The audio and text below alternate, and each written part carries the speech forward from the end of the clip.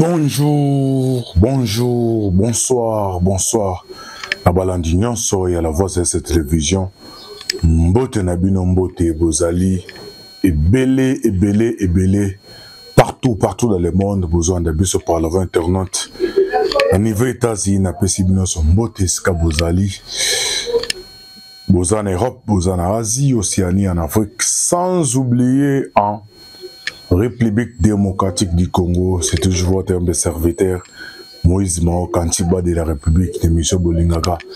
Toloba, Totolobate, Oto, Mesana Kope Sabino Ba.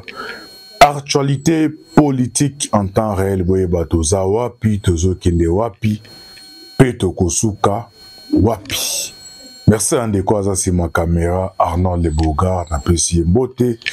Alvin Belle, signature na PCB Mbote Skazali, na Bosante, bon séjour, na Lumbashi, na Sicile Mboko, la fitima de Masiara, bande konyon soboso na Rabiso, Zambe, Azana Bino, denge toujours te bisabino, to sina konta biso na bino, biso toza bangolo, na kati ya maya chaque fois, to bimaka na mokile, zali pa to partager biso na bino, l'actualité politique ya mboka boye besika tozali tozo kende wapi pe tokosuka wapi mbote na ndeko patient Alvin mwana koli communicateur privé à chef de l'État papa Jean-Robert Ndjibou mbote sikozali sans plus tarder décryptage et actualité politique ya lelo eza basé na deux options.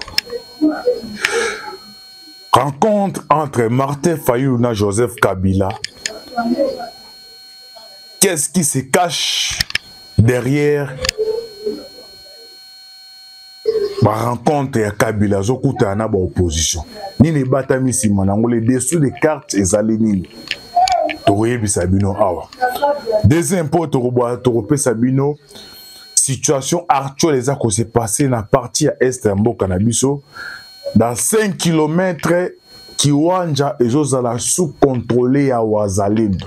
Duba Wazalendo non ça l'émission en direct. Dans 5 km, Wazalendo bazo contrôlé Kiwanja. Na d'autres points d'actualité, to la dans balancer bino awa. Audio ko peut sabino décryptage quelques points d'actualité. Oza ko s'est passé dans la République démocratique du Congo. Mais maman likambo ezali toye a to bisabino nini batami sima ya ba rencontre ya Kabila zo kutana na parti politique opposition qui est derrière Joseph Kabila. Kabila zo préparer ni na ba jour à venir. Ndito nekempeko fungamela bino awa avant to bandana to kota na vivre sujet na biso ya décryptage ya Kabila non balancer bino audio européen sabino en détail. Ba point d'actualité ndenge makambo eza ko se passer après to zonga pona to balancer les bino boye ba rencontre oyo sénateur à vie Joseph Kabila azali kosala nini batami sima na yango bozo mona za ko yamba ayambaki Moïse Katumbi ayambi Claude Lubaya azolinga ya Martin Fayulu. Na ba rencontre wana qu'est-ce qui se passe pardon derrière ba rencontre oh, Joseph Kabila sénateur à vie azali kosala sans plus tarder nazo balancer bino d'abord bolanda décryptage ya ba audio oyo comme ça tozonga pona to continuer bisona bino tolanda. Tous, merci beaucoup d'être nombreux encore à suivre notre chaîne. Là, nous vous donnons les nouvelles en bref que nous venons d'avoir ce matin. Tout de suite là, nous venons d'avoir des nouvelles et nous avons lu pour vous les journaux et profitez peut-être si vous n'avez pas eu le temps de jeter un coup d'œil sur le journal, sur les nets et partout. Nous vous donnons quelques nouvelles qui sont en ligne. Voilà. La première nouvelle, c'est notre journaliste d'investigation, monsieur Jean Jean-Claude Moubenga, qui vient de nous dire que les Wazalendo seraient à 10 km de Kiwanja, de la grande cité de Kiwanja. Donc, ils sont à 10 km de la grande cité de Kiwanja. J'espère que bientôt, ou bien d'ici ce soir, nous pouvons apprendre de nouvelles. Donc, nous espérons que le pays est en train de bien aller. Prions pour notre pays. Souhaitons que les choses bien arrivent pour notre pays. Nous avons trop souffert, mes frères. Nous avons perdu beaucoup d'âmes. Continuons à prier pour notre pays. Que Dieu donne la force aux Azalendo et aux FARDC. Je vous ai toujours dit une chose. Quand vous êtes dans votre maison et que des voleurs, des brigands entrent, ils veulent violer vos enfants, ils veulent vous tuer et que vous avez l'arme de le tuer. Vous allez dire tout simplement, il dit non, non, Dieu n'aime pas qu'on tue les gens, moi je ne les tue pas. Et ils sont en train de vous tuer, ils sont en train de vous détruire. Il y a ce qu'on appelait la loi, la légitime défense. La légitime défense n'est pas un péché. Quand vous tuez quelqu'un par légitime défense, ce n'est pas un péché. Ce n'est pas interdit. C'est la légitime défense. Tu dois te défendre. Tu dois défendre ta famille. Tu dois défendre tes enfants. La RDC doit se défendre. Même l'ONU reconnaît que la RDC doit se défendre. En cas de légitime défense, la RDC a tout le moyen possible d'amener, d'acheter même des armes pour se défendre. Prions pour notre pays. Parlons du bien de notre pays. Il ne faut pas être là d'être des négativistes. Alors, la deuxième nouvelle, c'est le pasteur François Mutombo du ministère Voici l'homme. Il a donné aussi un message. Il dit qu'en 2025 ne sera pas facile. Ça sera une année compliquée, même pour les politiques de notre pays. Pour ça, nous disons aux politiciens, c'est un conseil que nous vous donnons. Ne négligez pas les messages qui viennent, parce que c'est comme si Satan est en train de vous aveugler en vous montrant que les pasteurs sont des aventuriers. Attends, écoutez, tous les pasteurs ne sont pas des aventuriers. Il y a des pasteurs qui sont très sérieux dans cette ville. Ne suivez pas ce que les gens disent dans la rue. Vous ne connaissez pas la relation que chaque pasteur a avec Dieu. Vous n'avez pas un thermomètre pour savoir que tel c'est un faux pasteur ou bien tel c'est un vrai pasteur. Vous ne le saurez jamais. La relation entre un pasteur et Dieu, c'est un secret. Il n'y a personne qui peut aujourd'hui vous dire que non, Dieu m'a montré tel pasteur c'est un faux pasteur. Non, c'est faux. C'est Dieu lui-même qui doit vous dire que c'est un faux pasteur. Ce n'est pas ce que les gens disent. Tout ce que ces hommes de Dieu sont en train de vous dire, chers politiciens, prenez ça au sérieux. Ne négligez pas. Priez. Allez dans vos églises, priez. Donnez des offrandes à Dieu, ces politiciens. Ne soyez pas toujours là en train de négliger tous les messages. Dans le temps, le roi, qu'est-ce qu'il faisait? Quand il y a un message d'un prophète, ils étaient en train d'aller supplier Dieu pour que le malheur n'arrive pas. Imaginez, prenez le roi de Ninive. On est venu lui dire tout simplement, il dit non, non, il y aura la souffrance dans le pays. Il a fait une grande offrande. Et l'offrande, c'était quoi? C'était les jeunes de tous les pays. Un jeûne agréable par Dieu. C'était une grande offrande qu'il a donnée à Dieu. Il a dit à tout le peuple de se sacrifier. C'est un sacrifice qu'ils ont fait. Et il a dit, même les animaux vont jeûner pendant 3 jours et 3 nuits. Et ils ont jeûné, ils ont proclamé un jeûne. Parce qu'ils ont entendu les messages d'un serviteur de Dieu. Chers politiciens, ne négligez pas tout ce que les hommes de Dieu disent. François Mutombo, c'est un grand serviteur de Dieu dans ce pays. Dieu le connaît, il a fait de grandes choses dans ce pays. Et sa parole qu'il dit, moi je prends ça très au sérieux. Prions pour la RDC. Politiciens, vous aussi, prenez ces messages au sérieux, ne négligez pas. Alors la troisième nouvelle, c'est la nouvelle de Mike Mukebai.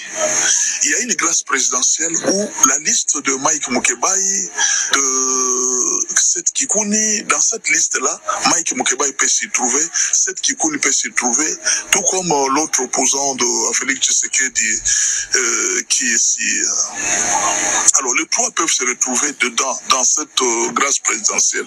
Mais il ne sait pas que c'est compliqué pour Mike Mukebai. Pourquoi? Parce que la justice n'a jamais amené les dossiers de condamnation de Mike Mukebai. Donc, vous savez, quand vous êtes en justice, en prison là, on doit amener que vous êtes condamné pour autant d'années.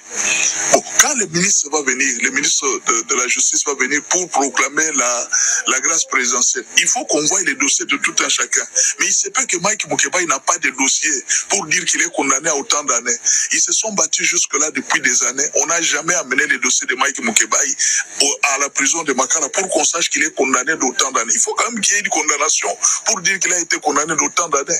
De sorte que quand le ministre va venir, il va vérifier sur base de ces dossiers que nous voilà, M. Mike Mukebai est éligible à la grâce présidentielle. Mais jusque-là, le dossier de Mike Mukebai est flou à cause de la justice. La justice n'a pas encore transmis les dossiers de condamnation. Alors nous attendons, on ne sait pas qu'est-ce qui va se passer en tout cas.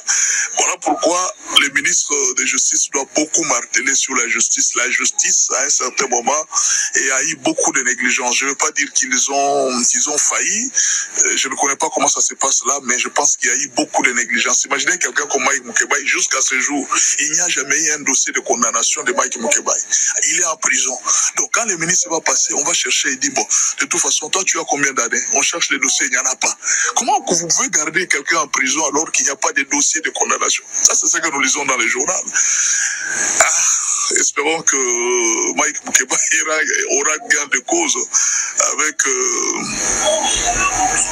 Jean-Marc Abound. Je ne sais pas si c'est le même cas de Jean-Marc Abound, mais toujours est-il qu'il faudra que le ministre profite aussi pour exiger que tout prisonnier ait sa condamnation, qu'il ait des papiers. On ne peut pas garder un prisonnier en prison, il ne connaît pas pourquoi il est là, il va faire combien d'années.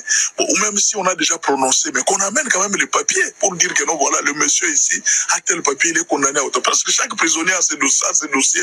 Chaque prisonnier a un dossier, mais le dossier de Mike Mukebai est vide.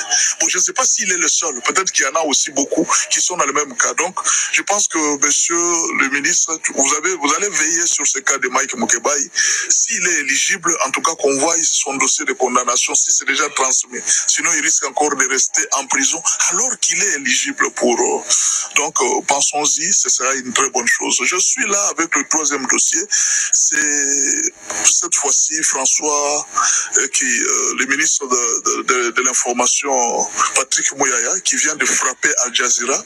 Il a retiré toutes les autorisations d'Al Jazeera des accréditations de la chaîne Al Jazeera en RDC. C'est-à-dire à partir d'aujourd'hui, il n'y aura plus d'informations diffusées en RDC de la chaîne Al Jazeera. Pourquoi? Parce qu'ils sont en train de faire la promotion de la rébellion.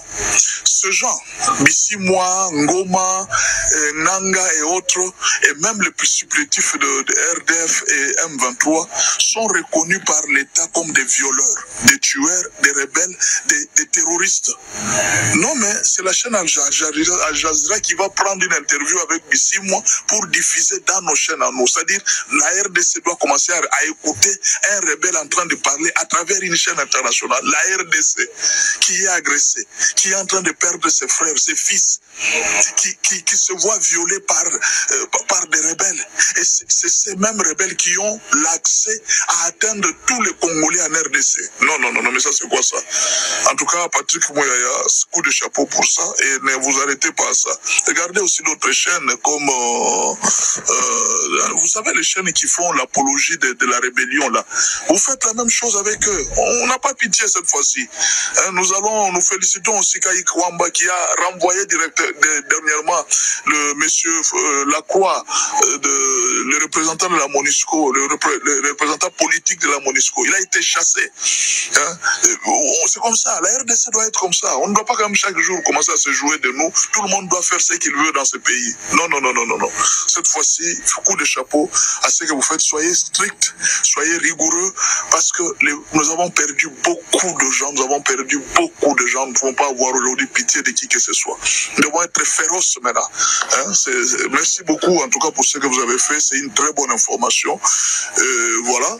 Je pense que pour la guerre à l'Est, les choses se passent bien. Nous espérons que les militaires soient en train de se défendre. Ce que nous disons aux uns et aux autres, c'est de prier pour la RDC.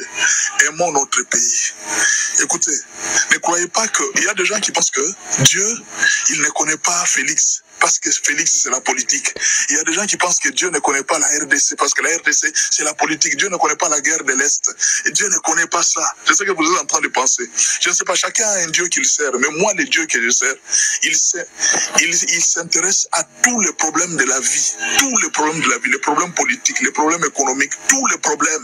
Notre Dieu est dedans. Dieu donne des messages aux rois, il donne des messages aux politiciens, il y a pendant ce temps beaucoup de politiciens qui reçoivent des messages de Dieu. Dieu les connaît et il leur donne des instructions. Mais alors, vous voulez que moi je sais, c'est Dieu là que moi je sers, qui est partout. Bonjour à tous. Ok, j'espère que Bolandi briefing qui a un point d'actualité nyonso. Au Bolandi dans 5 km qui wanja ezoza sous contrôlé na wazalendo na ba FRDC. Mais ozomona ki wanja bandeko bozana est bo comprendre que notre okende wapi. Bakano na ngai ya Antibal Télévision, bakano ya La Voix Céleste ya tolo bate. Nyon c'est ça déjà braqué zo information pour na koya ko partager biso na bino. Bo caméraman ya Antibal, caméraman ya tolo bate, caméraman ya La Voix Céleste de Zawana, ezo pe sabino ozonga na lombangu na ebisa bino makametali ya Masisi ki wanja ekomi la question ekomi ngonga ekomi question ya air. Dès que wazalendo ba récupérer noya a pour na pesa bino situation.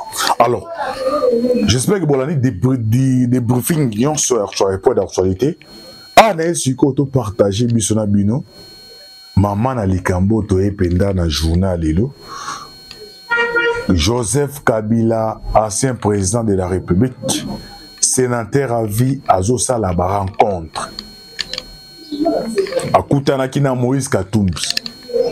Akutana Claude Luboya. Akutana Elona na Martin Fayulu. Bit officiel oyo ezolo ba manamnoka batoza ke non. Bazosa la bloc pour na ko s'opposer na changement ya constitution oyo fati azolinga sani a sala selon bango wana information oyo et puis ça mission na niveau moko sur le plan officiel que non bazo sangana pour na bloc. Alors en vrai dire bandeko awa toloba te toyaka ko partager biso na bino eloko bandeko ezali caché mais tu ko dévoiler yango. Ça fait moyennant 4 mois 5 mois passés, Paul Kagame ayambaki tous les anciens présidents africains na niveau ya Angola ya Rwanda. Obasanjo bango tout bazalaka. Ça fait moyennant 5 mois passés. Na milliardaire moko nigérien boy aligoto c'est aligoto comme on kimingai. Alors na kacha rencontre wana bite zaki nini Union européenne azaki na besoin les raoki ke non Chine va signer accord ya kopesa plus de 50 milliards na ba pays africains. Alors, il y a pour qui ancien président pour la contre-offensive na plawane simbate.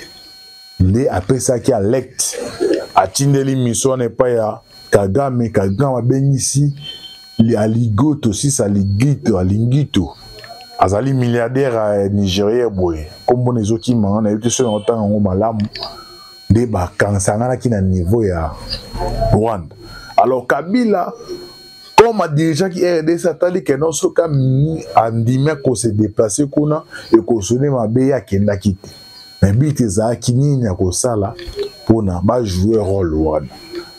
Alors na rôle wana ba jouer Joseph Kabila zana 3 lobbying ne mobwe et bande ko travailler na campagne ya Trump. A travailler na campagne ya Trump na idée que non soki Trump azali élu Kabila mika la marche de manœuvre comme il est encore jeune, amika ko séduire un peu d'administration trompe pour na l'occasion na course dès na so ça l'émission bandeko lobbying wana eza en cours lobby wana eza en cours il y a préparatif mais c'est une longue information aujourd'hui dans niveau pays à RDC dans niveau ya présent ce qui dit il peut atama qui déjà va démarche pour na ko étouffer plein à Kabila parce que dans le monde dans le temps la bande web que ba lobbying jouaka ba lobbying jouaka ba rôle mon ko to bengi ba rôle mon ko ça très actif à travers lobbying de lobela ka ba pays na bino à travers lobbying alors Kabila na trois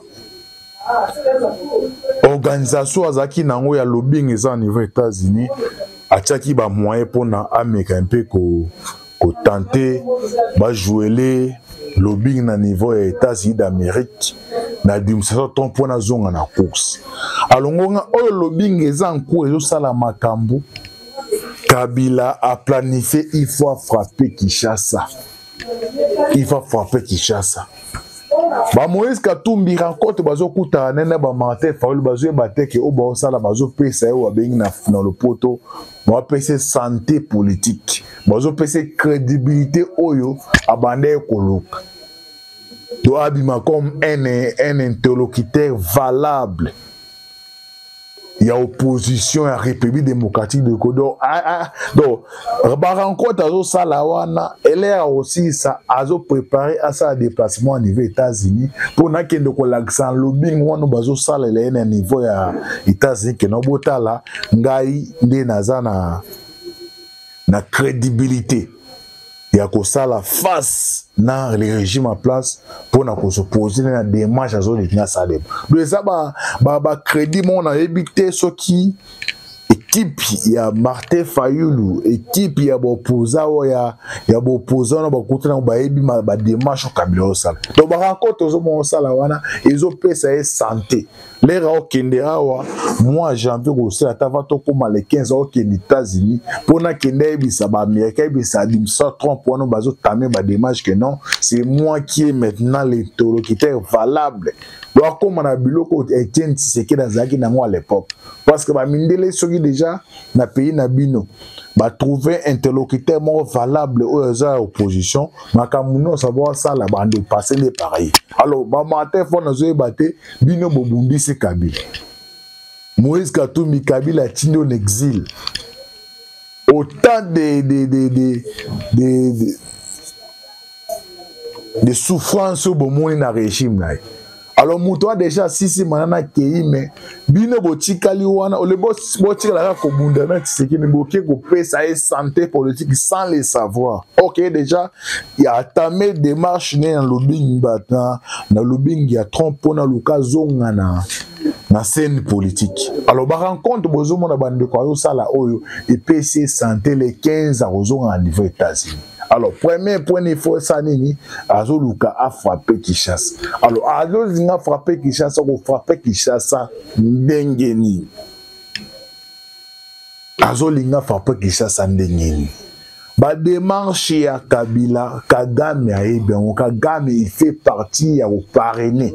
On fait partie à parrainer, ou bazo parrainer marche de manœuvre wana ya Joseph Kabila. Alors, nous avons des Congolais, nous avons opposants, peut-être des informations. Peut-être qu'il y a une idée qu'il y a une unité opposition. Qu'il y a une idée pour nous sa santé politique na diable ou déjà na akoufi déjà politiquement. Nous avons sa santé politique. Bon, on va trouver ça en bonne mémoire. Na hôtel abino a boka ba qualification Martin Fayulu bando qualifié Kabila. Alors par quelle baguette magique Fayulu andimi akende na Pretoria pour na okuta na Kabila pour na kopesa santé politique. Exactement mutatu wa antibal exactement non Kabila mambo sala mutazo parena ngo c'est Kagame. Kagame il est maintenant coincé. A tenté à travers ba FARC Djongo et Simbité. Kabila pas baneko lobata baneko s'afficher. Mais comme to comme na dernier round de Bitumba oyo Kagame apesi mbela na batu nyonso ba participa kana ba faire wa salaka na ba crime wa salaka ba s'afficher. Alors Kabila s'afficher mais azolinga bote la leadership nyonso eza koto opposition pour ne permettre et sentir qu'il na niveau de msaso. Donc tout ça nous Martin Fayulu, le commandant, le soldat du peuple, le commandant du peuple, Ndengami Bengaka, Tobolanda Martin Fayulu quand il parlait de Joseph Kabila. Alors comment c'est fait que Nangonga Oyo Kabila il est déjà enterré politiquement, bino bozo qui ne peut ressusciter ko la Moussaï. Tolanda le vieux Martin Fayulu comme ça tozonga toi qui ne continue. Mais habiter les bogas ta la mini Tolanda Martin Fayulu azoloba à propos de Joseph Kabila, tout l'en a Martin Fayulu. Ces gens sont des sorciers. Non, je pèse mes mots. Ils n'aiment pas les Congolais. Comment des messieurs qui ont étudié, comment des messieurs qui ont eu un parcours, des dames qui viennent comme ça derrière monsieur Kabila pour saboter les Congos. Est-ce que vous trouvez ça normal? Kabila a contribué à la déliquescence approfondie, avancée de la RDC. Regardez ce qui se passe à l'est de la République. Il y a plus de 6 millions de Congolais tués. Il y a plus de 2 600 000 Congolais déplacés. Combien de femmes, de filles violées? C'est catastrophique. Kabila contribue à déstabiliser les Congolais. Le pouvoir d'achat des Congolais ne fait que baisser. Plus de 95% des Congolais sont au chômage. Aucune infrastructure valable. Donc, si vous me dites sur 10, combien vous donnez à M. Kabila, je dirais 0 pointé. Kabila a contribué à diviser davantage les Congolais. Or, Kabila a contribué à exacerber les tensions entre les Congolais. Et ce qui est dommage, c'est que M. Kabila a dit qu'il n'y a pas 15 Congolais compétents pour travailler avec lui, alors que lui, il est totalement incompétent. On ne devait pas se poser. Je ne comprends pas nos frères et sœurs qui viennent ici nous balancer des trucs. Et vous voyez M. Kabila s'est pavané, et puis avec les gens, les Congolais sourient, et puis les Congolais sont là à ses côtés. Mais quelle méchanceté! Ces gens sont des sorciers. Non, je pèse mes mots. Ils n'aiment pas les Congolais. Comment des messieurs qui ont étudié, comment des messieurs qui ont un parcours, des dames qui viennent comme ça derrière M. Kabila pour saboter les Congos. Est-ce que vous trouvez ça normal? Ces gens sont des... Ok, j'espère qu'il y a Bolandi Martin Fayulu quand il s'attaquait à Joseph Kabila. Alors, par quelle baguette magique? Attends, la politique est dynamique. Yelo Kabila zonga na makona ni Martin Fayulu qu'il ne kozonga koluka ozonga na makolo ya Joseph Kabila. Bandeko botu kolanda rentrée politique ya Nene Nkulu. Bandeko bi Nene Nkulu azalaki ministre membre ya FCC ya Kabila, azaki na kati ya FDC ya Bahati, bakabwana Bahati, asali rentrée politique à l'obini. Alobi à partir à lelo na longo FCC. Parce que FCC na longo na quitté Kabila parce dans dimina sa l'opposition républicaine. Alors, Nene Nkulu le bon il faut se poser la question. Nene Nkulu abi ki na ti Kabila pendant ça, le politique et une opposition républicaine, il faut que se poser la question. Kabila a la opposition ni. Président a 3 sortes d'opposition. Opposition républicaine, opposition radicale, non opposition armée. Alors, Nene Nkulu a Kabila pour une opposition à ça l'opposition républicaine. Et c'est Kabila a l'opposition radicale? Non. Kabila a l'opposition à Minduki. Tu sais que dit et ça les micro les cani ba mois passé et bisa ki bino que non l'AFC c'est Joseph Kabila. Alors elles ont mon Nene Nkulu wana ozaki ministre na gouvernement ya Ulukamba abi que non membre FCB na quitté FCC na dimina ça na opposition représenter que kuna et puis kuna eza sumaka muteke no ya ba marche ils ont dévoué à ba arme alors ba Martin Fayulu na ba Moïse Katumbi na ebité soki ba ebi je baza ko jouer bien bazo za la dribbler par Kabila ya osala l'opposition teke yo ya opposition républicaine yo osala l'opposition ya Minduki amonde makambo si le terrain komeli esengeli ye moko akita si le terrain alors pour na kita faut avoir crédit na niveau États-Unis pour na avoir crédit il faut être laissé na administration mais américaine non ba opposo bazana bango tout bazo ko le régime en place alors comme ba pesi na crédit ba poninga comme na chef ya groupe ya troupe bozongi selangai crédibilité na zonga na scène politique pour na ko étouffer ba plan sur régime aza kosala. Donc j'espère que bande konangai mikolo ezali koya na lande na bande awa bolandi babiloko oyo ba voici l'homme balobi que non année 2025 eza année à tous les enjeux tous les dangers. Donc il y a des Congolais bandini histoire esema na Bible soki ba okabola Congo ba kabola maintenant osenga na bino bandeko oyo boza kolanda biso ba patriote ba Congolais de père et de mère bo comprendre que nous tozaka na Congo moko Congo wana yango nde moto esangisi biso oyo ezosangisa biso eleki ezokabola so bo comprendre que Congo esangisi biso ezali makasi koleki ezokabola toko désamorcer le plan machiavélique ya ba nguna ya République démocratique du Congo. J'espère que dans la deuxième partie tokoya na ba information mususu ezana ba drone de surveillance drone d'espionnage oyo tu kozala bati sikoyo ne na sala ka émission na information tombe sikoyo on a bisaka petit nango za sima caméra soko ye zalaka mutemo wakitande na so de émission alerte des équipes ya tolo bato antiba de la République par l'été que ça na ba drone ya ba Rwandais o tu kozala bati siko to naza obligé ko interrompre yo za toujours connecté dozonga na lombangu voyez ba drone wana o tu kozala bati siko ba bata ngondeke bo s'abonner massivement dans la Voix Céleste ezaki nde konabino Moïse Mao antiba de la République affaire à suivre. Ciao.